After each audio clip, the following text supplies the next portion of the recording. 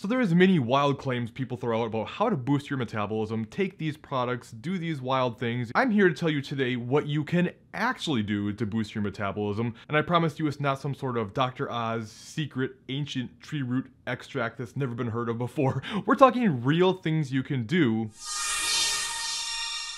Now, before I get started, I want to define metabolism for the purposes of this video. Now, understand, metabolism is a very complex thing, but I'm going to simplify it and basically just say it's whatever your resting metabolic rate is. So it's not things that you can add in like more activity where okay, you do more cardio and now you boost your metabolism. No, you just expended more calories, but that doesn't necessarily mean your actual resting metabolic rate has improved. And just to be clear, your resting metabolic rate is basically how many calories your body burns, just kind of like keeping the lights on, so to speak. So if you were to lay in bed and not move a single muscle all day, that's the amount of calories your body would burn. So what's probably the number one thing you can do to actually improve your metabolism? That would be make sure you get regular exercise. And that probably sounds like it flies in the face of what I just said. I just said doing more activity doesn't count towards improving your metabolism, but there's two sides to this. Yes, you burn more calories from the activity alone while you do it. However, there's also research that shows people who regularly exercise have higher resting metabolic rates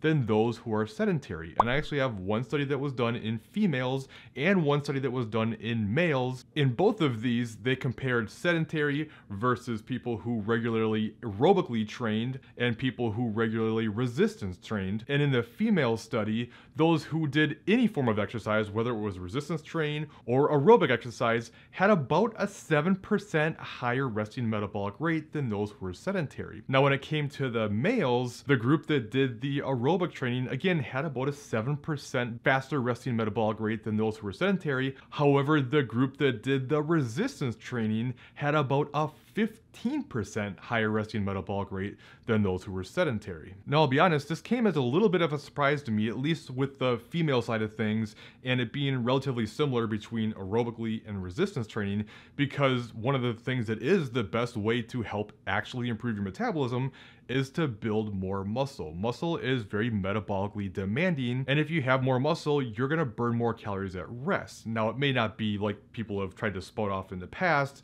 and it used to be thought like, oh, there was like 30 to 50 calories more burn per day for every pound of muscle that's built. And while we don't really necessarily know for sure, probably more like maybe 6 to 10, so it's not anywhere near as much as initially thought, but it is still an increase. And no matter what, resistance training is one of the most powerful things you can do for your actual body composition. But why was there this discrepancy between a huge difference in men and basically no difference in women? And the only thing I can really think of is that men can build muscle much better. Thanks to having 10 times more testosterone than females, it's much easier for men to build muscle, and if they're building that much more and muscle is more metabolically demanding, it could make sense that there was a much bigger difference in men than females. Do I think now that it makes no difference between aerobic and resistance training in females? No, not necessarily. I still think training is the best thing you can do. Plus, while your metabolism does slow down with age, probably not as much as you think it does, but it does slow down.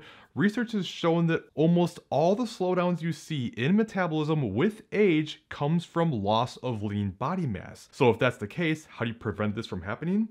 Resistance train. Not only will that help you not lose it, but possibly even gain it, which stands to reason would help you boost your metabolism. Also consider too that training has this afterburn effect that cardiovascular activities don't.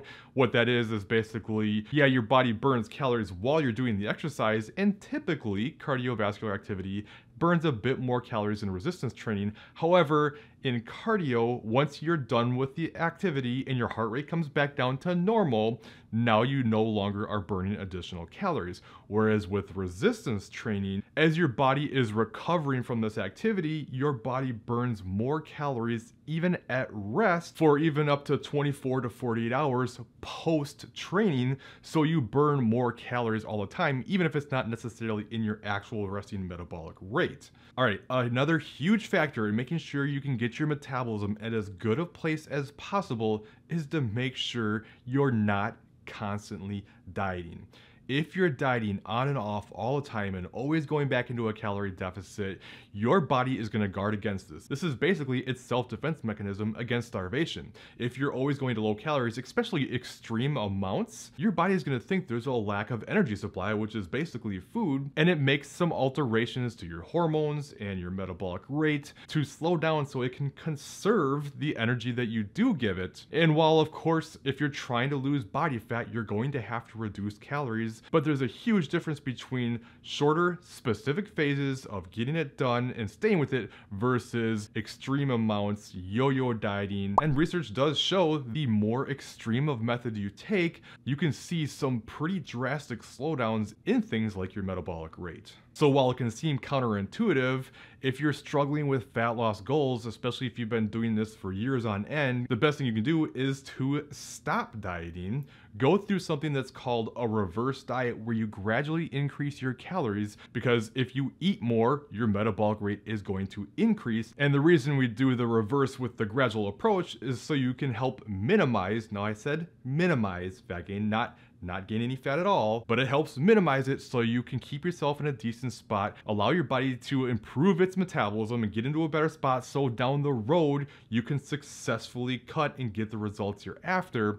But you have to be patient and play that long game, not rush the process, and be okay with delaying short-term gratification for the greater good versus always trying to rush the process and keeping yourself stuck. Now, another thing you can do, and this, you can definitely argue that it's not actually improving your metabolism, but I still think it's an important thing to talk about and very beneficial for you, and that's making sure you consume a high protein diet. It, especially in combination with resistance training, is one of the best things you can do. Protein has an extremely high thermic effect of food, so your body burns a lot of calories as you process that food. It also is what builds muscle, which we already talked about how helpful that is. And there's even been one study where they took female lifters who increased their protein to 1 gram per pound, which caused about a 250 to 300 calorie increase in total calories, versus a group that reduced their protein to a half gram per pound, which reduced their calories by about the same amount.